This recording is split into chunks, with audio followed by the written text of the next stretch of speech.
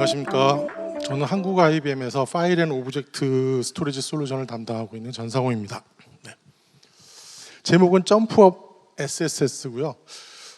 말장난인 것 같긴 하지만 어떻게 뛰냐, 스토리지에서 투 스트래터지로 비슷한 발음이긴 한데요. 점프를 하는 SSS다라는 의미로 제목을 한번 만들어봤습니다. 일단 점프업이니까 그다음에 또 그 많은 분들이 저희가 GPFS나 이 스토리지 스케일 솔루션을 IBM에서 인수한 걸로 아셔가지고 역사부터 한번 오늘은 짚어보죠. 처음에는 92년도, 93년도에 베스타, 타이거 샤크 파일 시스템에서 시작을 해서 저희가 만든 겁니다. 그래서 이제 94년도부터 상용화 전환을 했고, 그래서 패러렐 IOFS, 그다음에 타이거 샤크 이런 이름으로 가다가 합쳤죠. 그래서 98년도부터 합쳤고, 그래서 버전이 1점대, 2점대 이렇게 나오면서 사실 그때는 버그도 굉장히 많았습니다. 툭 건드리면 죽었고요. 기침 세게 하고 지나가면 죽고 막 그랬었는데 한 3점대부터 이제 좋아지기 시작해. 지금 이제 5점대고요. 그래서 계속 이제 기능이 업그레이드 됐고, 한 3점대 한 초중반쯤 나왔을 때부터 이제 마켓 1위로 올라가기 시작했죠. 그래서 그 다음부터는 IBM 내에서는 선순환에 있는 제품입니다. 선순환이라는 게 뭐냐면 마켓 1위를 하니까 투자가 들어오죠. 그래서 개발자들을 뽑아주고, 근데 이제 제품이 오래되다 보니까 코어에는 버그도 없고, 근데 개발자들은 있고 하니까 자꾸 뭔가 펑션을 만들어요. 만들다 보니까 그 펑션이 좋아서 고객이 다시 사고, 또 고객이 많아지는데 고객들이 자꾸 추가 펑션들을 요구하는데 저희가 자꾸 들어주죠. 왜냐하면 심심하니까 놀 순 없고 들어주고, 그러다 보니까 펑션이 리치해서 또 잘 팔리고, 이런 식으로 선순환으로 되어 있는 제품이다, 이렇게 보시면 될 것 같습니다. 그 밑에 브랜드의 변화는 왜 그러는지 모르겠는데 GPFS라는 이름 말하기도 참 편리하고 발음도 좋고 입에 딱 붙었는데 저희 마케팅 팀에서 저희 계신데 자꾸 이름을 바꿔요. 그래서 스펙트럼 스케일이라고 이름이 바뀌었다가 지금은 IBM 스토리지 스케일이라고 이름이 또 바뀌었습니다. 하여튼 다 같은 거예요. 같은 거고, IBM 스토리지 스케일은 그 안에 들어가는 GPFS 엔진 이름이고, 그 뒤에 시스템이 붙어서 IBM 스토리지 스케일 시스템이 되면 어플라이언스 하드웨어가 되는 겁니다. 그래서 현대적인 활용은 다 AI, 머신러닝, 빅데이터 분석, HPC 주 전용 스토리지라고 보시면 되고, 그 외에 그 빅데이터 분석이라든지 아니면은 대용량 데이터 백업, 아까 그 카페24 고객분 앞에서 설명하셨던 전 거기 백업 돌리면은 피크 타임에는 초당 한 16만 개씩 파일이 들어옵니다. 스몰 파일이. 이런 것들을 이제 견딜 수 있고 이렇게 받아줄 수 있는 어떤 백업 솔루션으로도 이제 활용이 되고 있고, 병렬 데이터 액세스, 기타 대용량 이런 것들이 주 이제 기능이라고 보시면 되고, 요새 가장 각광받는 거는 ILM 기능. 저희가 오브젝트 스토리지나 테이프까지 단일 파일 시스템으로 확장할 수 있는 기능 저희밖에 없거든요. 테이프 같은 경우에는 특히. 그래서 이런 8단계 데이터 티어링이라든지 액티브 파일 매니지먼트 해서 그 바깥에 있는 남의 파일 시스템을 로컬에 있는 디렉토리에 캐싱하는 거죠. 그게 이제 NAS일 수도 있고 아니면은 클라우드에 있는 오브젝트 스토리지일 수도 있고. 그래서 요새 굉장히 많은 곳에서 AFM을 이제 펑션으로 집어넣어서 많이들 사용하고 계십니다. 이게 이제 GPFS의 역사다, 이렇게 보여드릴 수가 있을 것 같고, 그래서 지금은 100 플러스 200개도 넘는 것 같은데, 지금 오래전에 판 것까지 정확하게 실 수 없어서 뻥치면 안 되니까 일단 이렇게 썼는데요. 100대 후반대 고객사라고 보시면 될 것 같고요. 전체 공급 용량은 대략 봤을 때 한 500페타 이상이 국내에 공급되어 있는 파일 시스템이다, 이렇게 보시면 될 것 같습니다. 그러면 이제 본론으로 빨리 들어가서 시작을 해볼게요. 그 스토리지 스케일 제품 개요, 사실 여기 오신 분들은 대부분 저희 파트너사나 고객분들이기 때문에 이 제품을 다 아실 것 같은데, 혹시나 해서 뭔지도 모르고 막 이렇게 나가면 또 무슨 얘기 하나 싶으실 것 같아서 잠깐 한두 장만 하겠습니다. 그래서 얘는 굉장히 크게 그냥 확장성에 숫자들이 있는데 다 무의미합니다. 그냥 무제한으로 확장할 수 있고, 그것도 다 온라인 중에 할 수 있고, 일식당 성능도 SSS 6000 같은 경우에 읽기 성능이 310기가면 단일 박스에서 제일 빠릅니다. 2등이 DDN의 무슨 뭐 엑사스케일 뭐 울트라 뭐 어쩌고저쩌고 하는 버전이 있는데 걔가 한 115인가 뭐 110 뭐 얼마인가 그렇습니다. 2등이 그 정도고, 그러니까 1등이 저희 300짜리 SSS 6000이고 2등도 저희예요. 3500이 125기가 바이트 퍼 세컨드의 리드 퍼포먼스가 나오거든요. 그 다음 DDN, 뭐 바스트 이런 거는 뭐 NVMe 40 몇 개씩 꼽았는데 성능이 한 뭐 40기가, 뭐 50기가 이렇게 나오니까 저희가 성능적으로는 어떤 비딩하는 제품은 아니라고 저희는 생각하고 있습니다. 그 다음에 아까 말씀드렸다시피 30년 동안 주물러대면서 별의 별 기능을 다 만들었고, 고객이 별의 별 기능을 요청을 다 하셨는데 그걸 또 다 들어줘서 별의 별 기능이 다 있습니다. 예, 웬만큼 뭐 스토리지에서 뭐 언급되는 기능들은 다 있다, 뭐 이렇게 보시면 될 거고, 그게 파일 시스템 레벨에서. 그 다음에 데이터 보호 기능도 저희 뭐 세이프가드 카피 뭐 이런 기능들이 들어가서 뭐 랜섬웨어 대응 기능 이런 것들이 다 번들링 돼 있는데 다 무상이에요. 그냥 박스만 사면 안에 있는 기능들이 다 번들돼 있다, 이렇게 보시면 될 것 같고, 그거에 대한 표는 이렇죠. 한 장으로 요약된 게 이런 건데요. 플래시부터 이거 잘 안 나오네요. 그 뭐 일반 센 스토리지, 그다음에 스토리지 서버, 테이프, 일반 디스크, 오브젝트 스토리지를 다 싱글 네임 스페이스 단일 파일 시스템으로 만들어서 그걸 다시 여러분들 어플리케이션에 최적화된 프로토콜로 다시 서비스를 할 수가 있고요. 그다음에 리모트에 있는 데이터를 가져오는 방법에 대해서 자동화하는 AFM이라든지 기타 뭐 이런 뭐 잡기능, 오디트 로깅, 그다음에 뭐 웜 기능, 암호화 뭐 이런 것들이 총망라돼서 구성되어 있고, 분산 파일 시스템에서 뭐 액티브 이중화라든지, 원래는 저희만 되던 거였거든요. 나스 2씩 갖다 놓고 액티브 이중화하는 게. 근데 재작년에 넷업이 만들어서, 넷업도 됩니다 지금은. 하여튼 그런 뭐 액티브 이중화, 리모트 DR 뭐 이런 기능들이 다 포함되어 있는 제품입니다. 뭐 한 SS6000 그 빌딩 블럭이 이렇게 원렉에 들어가고요. 원렉에 한 12.5페타 들어가고, NVMe 1페타에 그 디스크가 한 뭐 12페타 이렇게 들어간다고 보시면 되고요. 유저블로 이게 일식이고, 요게 300GB per second의 리드가 나오는데 얘를 최대 8192대까지 증설하니까 무제한 증설된다, 이렇게 보시면 되고, 한 세트 들어갈 때마다 계속 300GB per second씩 그 리드 성능이 선형적으로 올라갑니다. 이 정도 하고 이제 넘어가도록 하겠습니다. 2025년 스토리지 트렌드, 이제 본론으로 들어갈게요. 스토리지 트렌드인데 이미 기조연설에서 샘 워너 부사장님이 뭐 이제 카스에 대해서 쭉 말씀을 하셨죠. 역시 뭐 저도 뭐 비슷한 얘기를 할 건데요. 왜냐하면 그게 트렌드이기 때문에. 그리고 저 점프업의 그 SSS가 점프업하는 메인 주 기능도 카스에 대한 내용들입니다. 네, 앞에 설명하셨지만 조금 더 이해하기 쉽게 한국말로 설명을 해보도록 하겠습니다. 예, 그 가트너에서 뭐 우연인지는 모르겠는데 그 탑 트렌드 해가지고 이제 25년도에 발표를 했는데 4월달에 거기 나온 5개가 사실은 아까 뭐 3번이나 5번 같은 경우에는 그 부사장이 별로 언급을 안 하셨지만 이 5개가 사실은 SSS에서 전부 다 제공하는 기능들이고 전부 다 저희가 지향하는 기능들입니다. 그래서 뭐 여기 보시면은 뭐 어쩌고저쩌고 엔터프라이즈 플랫폼은, 근데 사실 하여튼 그건 뒷장이니까 좀 설명드릴게요. 그래서 이런 워크로드에 대해서 뭘 처리해줘야 되고, 통합된 데이터 인텔리전스, 비정형 데이터를 질이 가능한 데이터 저장소로 전환. 사실 이런 것들은 우리가 예전에는 생각 못했던 거죠. 비정형 데이터는 그냥 비정형 데이터고, 질의하려면 정형 데이터로 들어가 있어야 되는데, 비정형 데이터가 뭐 질의도 가능하고, 서브 오브젝트 레벨의 데이터 검색, 뭐 말들이 어렵습니다. 뭐 AI, 뭐 젠 워크플로우를 지원한다, 뭐 이런 말들이 이제 쭉 써 있죠. 이런 부분들은 사실 예전에 저희가 와치 폴더라는 기능으로 일부 제공했던 거를 아예 소프트웨어 스택으로 발표를 했습니다. 그게 카스예요. 그래서 지금 IBM 컨텐츠 어웨어 스토리지는 저희가 소프트웨어로 이미 딜리버리 가능한 제품으로 나와 있는 제품이다, 이렇게 보시면 될 것 같고, 아까 그 보셨던 어떤 그런 그림들이 이 1번과 4번에 대해서 저희가 소프트웨어 스택으로 제공을 해드리는 기능이다, 이렇게 보시면 될 것 같고요.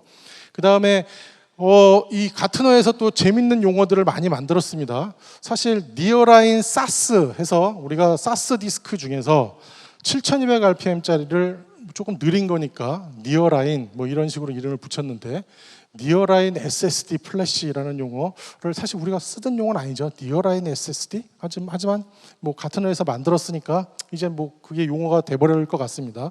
그래서 이제 QLC에 대한 어떤 호칭이죠. 그 기존의 이제 TLC랑 QLC를 비교해 보면 성능이 한 15%, 20%밖에 안 나요. 물론 가격은 QLC가 훨씬 저렴하고 TLC는 훨씬 더 고가죠. 저희 스토리지 입장에서 보면은 3500 같은 경우에는 TLC고 걔는 디스크 하나당 한 5GB per second의 리드가 나온다고 보시면 돼요. 그럼 10개를 달면 50기가, 20개를 달면 100GB per second 이런 식으로 이제 선형적으로 올라가는 거고요. 그다음에 SSS 6000 같은 경우에 48배의 310기가가 나오니까 디스크 하나당 6GB per second의 리드가 더 이상 나옵니다. QLC 같은 경우에는 저희가 보통 테스트해 보면은 디스크 하나당 한 1GB per second가 나오는데 NSAS는 하나당 100MB per second가 나오기 때문에 어쨌거나 NSAS 대비해 10배 정도 빠르고 TLC에 비해서는 한 20%, 15%에서 20%의 성능이 나오는 게 QLC입니다. 그래서 얘에 대해서 정의를 니어라인 SSD 플래시 스토리지다. 그래서 뭔가 비용 효율적이고 어쨌거나 NSAS보다는 10배 빠르니까 그다음에 금액적인 또 메리트가 있고 해서 그런 뭐 용어를 만들어낸 것 같고 저희도 4Q에 이 제품이 출시가 됩니다. JBOF라는 이름으로 이제 출시가 되고요. 그 다음에 3번 뭐 사이버 스토리지 뭐 능동적 방어 계층 뭐 어쩌고 저쩌고 해서 뭐 여지껏은 다 네트워크나 바깥에 뭐 보안 솔루션을 통해서 어떤 보안 배치를 했다고 하면은 지금은 이제 스토리지가 그것들을 상당히 보완해 준다. 그래서 저희 스토리지 스케일 시스템에는 세이프가드 카피라는 기능이 다 들어가 있고 스냅샷으로 이제 동작을 하는 건데 스냅샷으로 딱 격리하면 에어갭이 딱 생기고 그 랜섬웨어가 들어와도 보호된 파일들은 절대로 감염시킬 수 없게끔 방어 체계가 구축되어 있고 역시 무상입니다. 그 다음에 이 뒤에 나온 하이브리드 클라우드 스토리지 이 용어도 이제 같은 회사에서 처음 만든 건데요. 하이브리드 클라우드라는 말은 많이 써보셨고 우리가 하이브리드 클라우드는 온프레미스에 뭔가 장비가 있고 저 퍼블릭 클라우드에도 장비가 있는 거죠. 그걸 어떻게 같이 쓰는 건데 서비스나 뭐 이런 것들은 그쪽 뭐 원격지에 있는 그 클라우드에다가 넘기고 뭐 이런 것들을 할 수 있지만 데이터를 실시간으로 넘겼다 땡겼다 하는 건 쉽지 않거든요.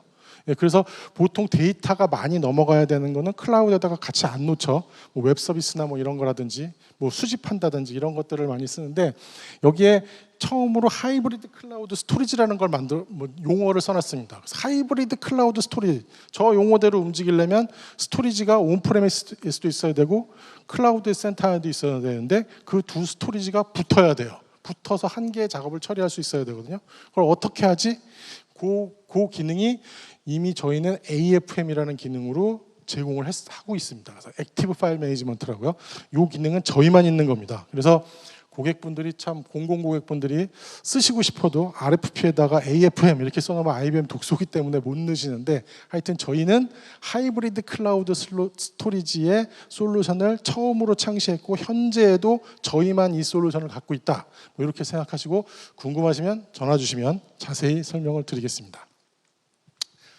그래서 뭐 요걸 가지고 이제 제일 첫 번째 이제 나왔던 1번, 4번에 해당되는 컨텐츠 어웨어 스토리지에 대해서 SS가 어떻게 점프업을 하고 있는지를 설명을 드려보겠습니다. 저희 자료 그 웹에 들어가서 검색해 보면 컨텐츠 어웨어 스토리지라는 그 단어를 가지고 검색을 해 보시면 뭐 이렇게 이제 말로 나와요. 뭐 이걸 제가 읽어보시라고 뭐 이렇게 써놓은 건 아니고요. 그다음에 이렇게 뭐 발표 장표에다가 글자 잔뜩 써놓으면 이거 잘 못 만든 장표잖아요. 근데 이제 왜 이제 써놨냐면은 여기 보시면은 우리가 보통 스토리지에 대한 어떤 자료 그러면은 뭐 우리가 뭐 NVMe가 들어와서 엄청 빨라졌다, 뭐 용량이 커졌다, 캐시가 커져서 더 빨라졌다, 뭐 밴드위스가 점점 더 올라간다, 레이턴시가 내려가고 우리가 더 적은 비용으로 뭐 데이터에 대한 어떤 저장을 할 수 있다든지 아니면은 뭐 하여튼 뭐 그런 식의 내용들, 뭐 그다음에 가용성, 그다음에 뭐 안정성, 그다음에 뭐 유지 보수에 관련된 거, 뭐 복제, 보호, 뭐 이런 것들에 대한 얘기가 원래 스토리지 장표에 막 나오는 단어들이지 않습니까? 근데 여기 보면은 그런 말은 하나도 없고 이게 분명히 스토리지에 대한 어떤 얘기인데 라그는 뭐야? 뭐 니모, 님스 뭐라든가 무슨 뭐 뭐 니모 이런 거 나오죠. PDF 문서에서 텍스트 표를 자동으로 추출하고 뭐 어쩌고저쩌고 이런 말들이 스토리지 제품 소개 자료에 이제 나오는 거죠. 그러니까 사실 이거 저기 AI 이런 거 소프트웨어 스택 이런 거 보면 되게 복잡하게 돼 있죠. 어쨌거나 우리는 스토리지 아닙니까? 스토리지는 사실은 뭐 저장하라는 거 잘 저장하고 읽어달라고 그러면 빨리 읽어주면 되고, 그래서 그런 복잡한 이런 환경 변화의 어떤 그런 소프트웨어 스택의 변화에 대해서 우리는 조금 그동안 안전했었죠. 그리고 뭐 사실 어떻게 보면 전체적인 시스템 중에서 가장 레가시 시스템 같은 뭐 그런 느낌의 어떤 제품이었고, 그래서 이렇게 크게 막 매일같이 공부 안 해도 되고 이렇게 편하게 살려고 뭐 계신 분들도 계신가요? 하여튼 뭐 그럴지 모르겠는데 지금은 이제 환경이 완전히 달라졌습니다. 이제 그런 것들로 이제 스토리지가 광고가 나가거나 뭐 새로운 기능이 개발되거나 이런 것들은 다 이제 없어진다고 보시면 되고요. 이제 스토리지 자체도 이제 그 뭔가 전체적인 데이터 워크플로우라든지 어떤 작업을 처리함에 있어서의 한 개의 멤버로 들어가는 게 이제 올해부터다 이렇게 보시면 될 것 같습니다. 그래서 여기 나온 이 용어들 뭐 대부분 또 아시겠지만 저게 뭔데라고 해서 해놨던 뭐 그런 분들이 계시다면 얼른 집에 가서 다 찾아보시고, 요새 또 AI가 잘 돼 있습니다. 질문 던지면 기가 막히게 나와요. 거기 있는 내용만 뭐 좀 외우셔도 어디 가서 대화 나누실 수 있으니까 얼른 가서 공부하셔야 됩니다. 그래서 IBM 카스의 기능에 대해서 한번 좀 정리를 해본 게 뭐 요 장표라고 이제 보시면 될 것 같고요. 그래서 이제 아까 앞에서 좀 설명을 좀 뭐 번역을 통해서 들으셨지만 좀 더 설명을 드리면 자동 데이터 추출 및 벡터화. 그래서 이제 벡터 DB 뭐 이런 얘기들, 벡터 고등학교 때 그거 수학 시간에 그거 나오면 스킵하던 단원이었는데 이게 왜 또 여기서 벡터 DB가 나오고, 하여튼 뭐 좀 보셔야 됩니다. 그래서 멀티모달 뭐 이런 부분에 대해서 좀 스터디를 하셔야 되고요. 그런 부분에 대해서 엔비디아의 니모랑 같이 뭐 연동이 되는 기능들이 다 이번에 이제 들어왔습니다. 그 다음에 이런 것들이 저희 스토리지 스케일과 또 통합이 돼서 그 스토리지 스케일 파일 시스템 또는 S3 기반 데이터 소스를 직접 처리할 수 있고, 또 AFN 기능을 통해서 외부 스토리지랑 통합돼서 이 그 외부 스토리지의 데이터가 탁 들어왔을 때 그걸 자동 감지해서 그 데이터 추출 및 벡터화 해주는 것들이 저희 기능의 주 메인 기능이다 이렇게 보시면 될 것 같고요. 그래서 변경 감지 및 자동 재처리 여기 써 있죠. 그 다음에 그런 것들을 이제 벡터화 할 때 우리도 어차피 GPU는 있어야 됩니다. 그래서 고성능 GPU로 그걸 가속을 한다라는 거죠.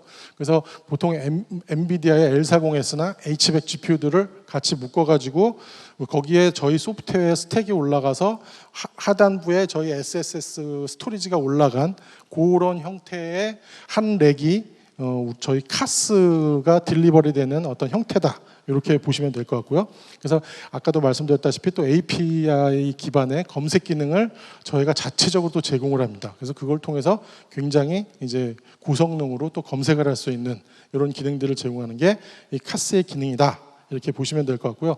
뭐 이런 것들이 뭐 갑자기 또 스토리지 가이드한테 이런 얘기를 좀 말씀드려서 좀 굉장히 죄송하지만 하여튼 이런 것들이 왜 중요하냐 보면은 이제 운영 복잡도가 감소되고 뭐 데이터 보안의 일관성이 향상되고 AI 응답 뭐 이런 주절 얘기들이 써 있는데, 운영 복잡도가 감소된다라고 하려면 기존에 어땠는지 알아야지 감소되는지 알 거잖아요. 그래서 그런 것들을 이제 좀 더 쉽게 설명을 드리면은, 기존에는 데이터를 AI 활용하려면 별도의 파이프라인, 그래서 AI 무슨 데이터 파이프라인 뭐 이런 세미나 많았잖아요. 별도의 파이프라인을 구축하고 데이터를 추출해서 벡터 DB에 넣는 이런 일련의 과정들을 배치 형태로 작업을 처리하는 이런 것들이 있었는데, 카스는 이 과정을 스토리지가 해주는 거예요. 그래서 데이터가 들어오면 아까 그 오전에 그 예를 보셨죠. 오전이 아니라 기조연설 때도 데이터가 들어오면 자동 그 벡터라이징까지 쭉 다 처리를 해서 그 바로 그 쿼리에 적용되는 이런 것들을 해주는 기능이 카스다 이렇게 보시면 될 것 같고, 그 과거에 복잡했던 게 이런 것들이죠. 기존의 벡터DB용 스토리지 따로, 데이터 수집용 스토리지 따로, 여기에 데이터가 들어오는데 실시간으로 어떤 데이터가 들어오는지 모니터링 안 되죠. 그러니까는 뭐 가끔 한 번씩 들어가서 지난번에 다 적용하고 나서 새로 들어온 데이터들 스캔하고, 여기 또 데이터 뭐 수억 개, 수십억 개씩 들어있으면 스캔하는데 뭐 며칠, 몇십일 걸리고, 그렇게 해서 파일 리스트 찾아서 뽑아서 집어넣으면 뭐 또 대량의 데이터들이죠. 많이 쌓였으니까 들어와서 그 데이터들 다 추출하고, 그다음에 청킹하고, 그걸 다시 벡터라이즈해서 벡터DB에 업데이트하고. 근데 뭐 빠진 거 있으면 조회해보면 하나도 안 나오고, 분명히 데이터는 여기 넣었는데 언제 여기 들어가는 거야? 도대체 이런 것들이 이제 굉장히 관리상의 이제 어려운 포인트였다라고 보는 거죠. 그게 이제 저희 카스를 이용하게 되면 넣으면 자동 감지해서 바로 벡터라이즈까지 돌려주고 벡터DB에 업데이트해서 조회가 되는데, 이게 수분이라고 써 있어요. 물론 마케팅 자료라서 그게 나중에 10분이 될지 20분이 될지 모르겠지만 저희 내부 자료에는 수분 내에 이 과정이 자동으로 완료된다, 이렇게 되어 있습니다. 그래서 아까 보셨던 그 예죠. 눌렀는데 질문에 대한 답을 못했죠. 근데 이제 그런 내용들이 들어있는 PDF 문서, 저희 그냥 화이트 페이퍼예요. PDF 문서를 넣고 이제 리프레시 버튼을 누르니까 데이터가 들어왔고, 바로 질문을 하면 거기에 정확한 대답을 내는 거죠. 지금 이런 게 제너레이티브 AI거든요. 그러니까 예전에는 뭔가 우리가 검색을 하면 그냥 그런 해당되는 비슷한 단어들이 들어있는 문서들이 검색이 돼서 그냥 그 단어가 우리가 원하는 내용이든 아니든 막 들어있으면 막 나왔잖아요. 거기서 한참 눌러보고 맞는 건지 안 맞는 건지 찾아봐야 되는데, 이런 생성형 AI들은 우리가 원하는 답을 자기가 정보를 찾아서 정리해가지고 새로운 컨텐츠를 만드는 거죠. 이런 줄은 여기 앞에 있는 문서에는 찾아보면 어디에도 없을 거예요. 이런 것들을 만들어주는 게 그 AI의 역할이다, 이렇게 보시면 될 것 같고, 이렇게 동작할 때 내부에서는 어떤 일이 일어나냐면, 처음에 이제 PDF 문서, 이거 그냥 PDF 문서잖아요. IBM S3 Deep Archive라고 PDF 그 파일 페이퍼를 이제 업로드하는 거죠. 업로드를 하면 그 안에서 도큐먼트를 익스트랙트해서 이제 그 데이터들을 뽑아냅니다. 뽑아낸 다음에 청킹이라는 게 뭐냐면, 텍스트 청킹이라는 게 뭐냐면 이런 식으로 이제 그룹핑을 하는 거예요. 잘라서 어떤 청크 단위로 이제 자르는 거죠. 자른 다음에 이걸 이제 텍스트를 이제 벡터라이즈라고 하는데, 하게 되면 결과물은 이런 숫자들이 나와요. 근데 이 숫자가 왜 저 데이터인지는 이제 벡터라이즈에 대해서 공부를 하셔야 되는데, 저는 안 할 거니까 저한테는 질문하지 마시고, 하여튼 하면 이렇게 숫자로 바뀌고, 그 숫자가 저장되면 그걸 가지고 이제 검색을 해서 그 질문을 하면 답을 내보내는, 이런 일련의 과정이 이제 그 카스에서 그 데이터로부터 벡터DB 업데이트까지를 자동화해 주는 과정이다, 이렇게 이제 보시면 되겠습니다.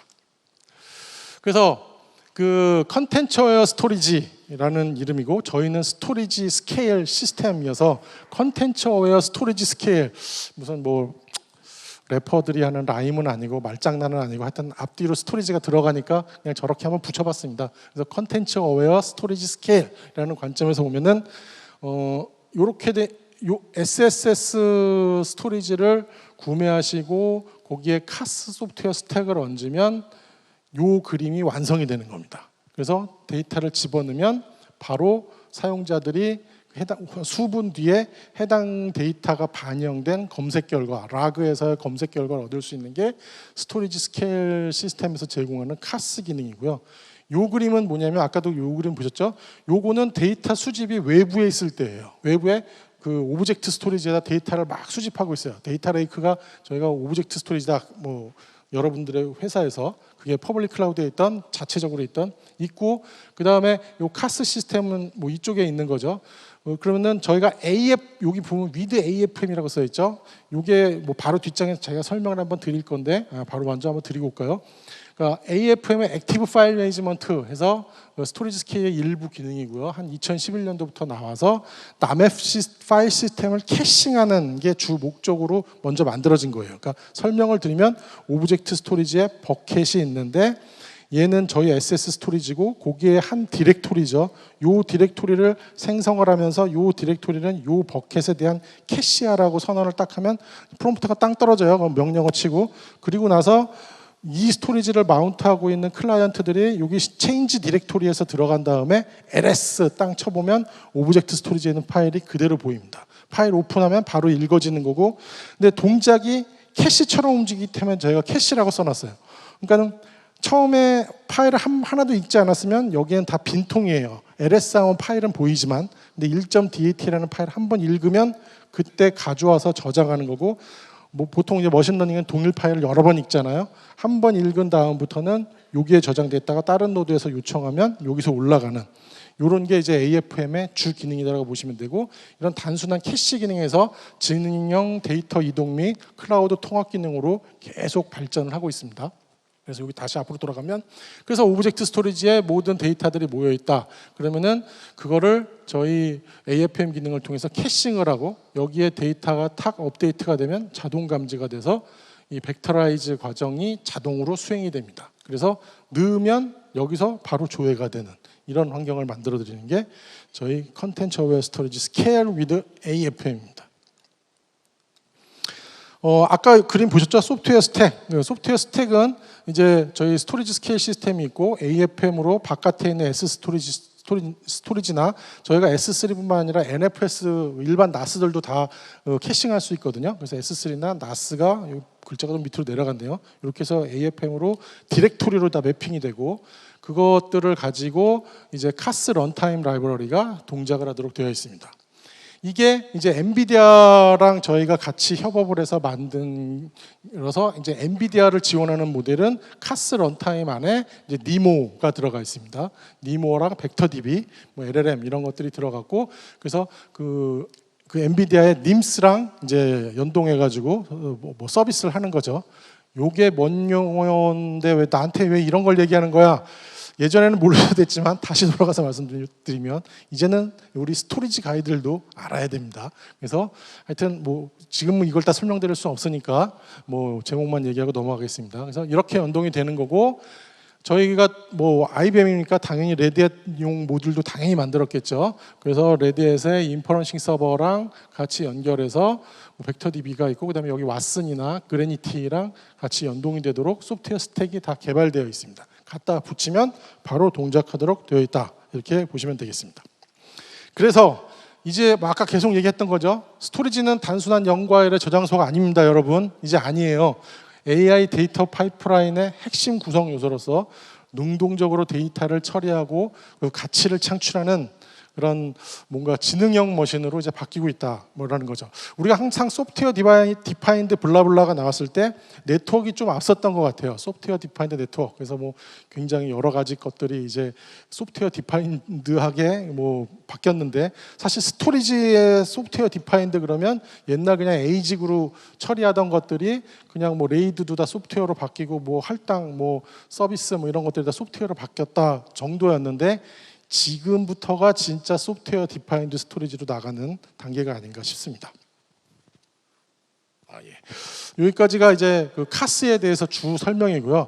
그리고 또 저희가 이제 점프업 하는 거에 있어서 아까 이제 4Q 출시되는 제품 뭐 모듈이 좀 있다고 말씀드렸는데, 그래서 하드웨어적인 부분도 얘기 안 하면 섭섭하니까 조금 더 말씀드려보도록 하겠습니다. 그 중에 제일 먼저가 JBOF입니다. 그래서 Just Bunch of Flash의 약자고요.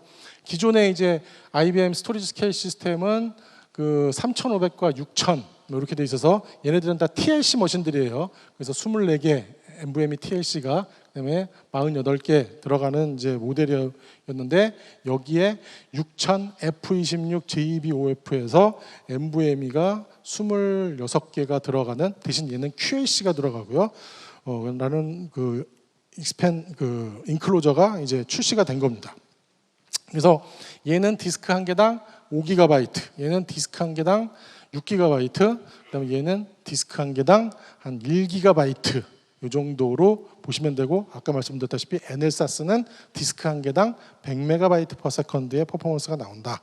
뭐 요거 리드에 관련된 그러니까 그 스루풋에 관련된 부분이고, 그래서 그럼 뭐 NLSAS도 10개 붙이면 1기가 나오고 100개 붙이면 10기가 나와요. 맞습니다. 저희 스토리지 그렇게 돼 있어요. 그래서 3000이나 3500이나 6000에 붙는 인클로저들이 대충 디스크 다 100개씩 들어있죠. 한 단 추가할 때마다 10GB/s의 리드가 계속 추가가 돼요. 그래서 선형적으로 계속 올라갑니다.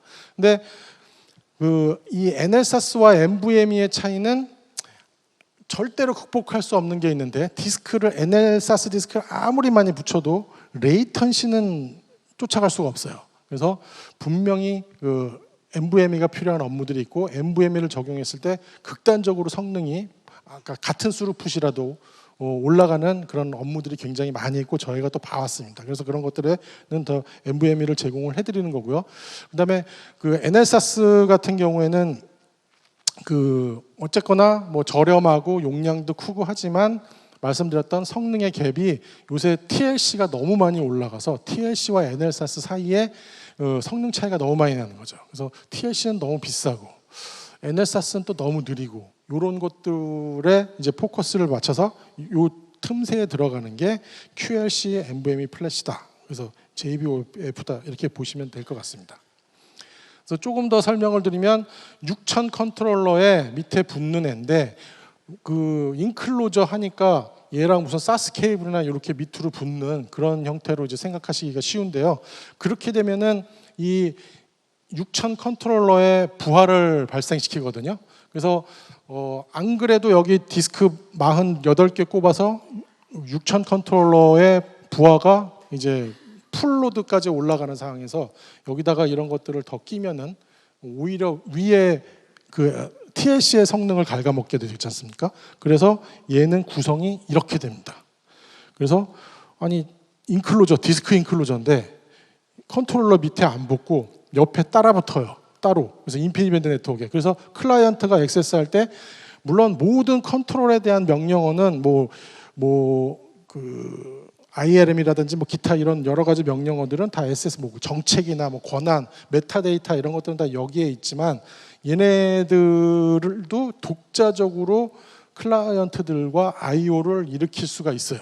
그렇게 만들어주는 게 이 엔비디아의 블루필드 3 카드입니다. 그래서 저희 거가 아닌데 하여튼 저희 안에 들어가 있는 거니까 DPU라고 그러죠. 데이터 프로세싱 유닛이라는 걸 엔비디아에서 만들었고, 얘는 ARM CPU랑 메모리가 32기가 이렇게 들어가 있고, 인피니밴드 포트가 400기가짜리가 두 포트가 나오는 이런 겁니다. 그래서 엔비디아 자체에서도 아마 DGX 서버에 들어가는 카드를 전부 다 이 카드로 바꾸는 것 같아요. 그래서 단순히 저 DPU 카드가 데이터 프로세싱뿐만 아니라 보안이라든지 오프로드의 CPU 오프로드나 이런 여기 오프로드에 관련된 부분이라든지 이런 것들, 그러니까 지능형 랜 카드가 처리할 수 있는 부분들을 전부 다 저기서 처리하고, CPU랑 GPU는 오롯이 연산에만 쓰겠다. 이런 게 이제 이들의 정책인 것 같고요. 얘가 여기 설명에 있다시피 고성능 컴퓨팅, AI 클라우드, 보안, 스토리지 가속을 위한 스마트 NIC 역할 플러스 인베디드 서버 역할을 수행을 합니다. 그래서 저희는 이 인베디드 서버의 역할에다가 저희 코드를 집어넣어서 기초적인 레이드 연산, 이레이저 코딩 연산 정도는 할 수 있게 집어넣은 거죠. 그래서 이 구성으로 연결이 되는 겁니다. 그래서 클라이언트들은 얘가 단일 파일 시스템으로 보이고, 어떤 데이터가 여기 있을 건지 여기 있을 건지는 관리자가 다 설정할 수 있게 돼 있어요. 그러니까 보통 이런 식으로 데이터 티어링을 하게 되면 무조건 상위 티어에 신규 데이터가 들어가고, 거기서 어떤 조건이 되면 하위 티어로 데이터가 내려가는데, 저희는 폴리시 세팅이 그런 것도 되지만 아예 처음부터 어느 디렉토리는 굉장히 중요한 파일이니까 다 TLC로 들어가고, 어느 디렉토리는 라지 파일이 많고 조금 I/O 빈도가 조금 적으니까 얘는 처음부터 QLC로 들어가라, 이런 것 폴리시도 다 세팅할 수 있습니다. 그래서 그런 세밀한 폴리시 세팅과 운영으로 어떤 비용과 어떤 효용과 성능 이런 것들을 다 최적화할 수 있는 게 저희 그 ILM 기능의 어떤 기본이라고 이제 보시면 될 것 같고, 지금 엔비디아의 블루필드 3 카드를 통해서 그 나오는 모델은 이렇게 구성이 돼서 나온다. 그래서 이런 하나당 한 20GB per second 정도 이렇게 나오는 장비인데요. 그런 것들을 컨트롤러 하나에 8개씩 붙일 수 있습니다. 그래서 구성은 이렇게 되는 거죠. 그래서 컨트롤러 하나에 8개 JBOF를 붙이면 한 렉으로 보면 한 반 개 정도 차요. 그러면 여기서부터 여기까지가 한 200GB per second가 나와요. 그렇죠. 200GB per second죠.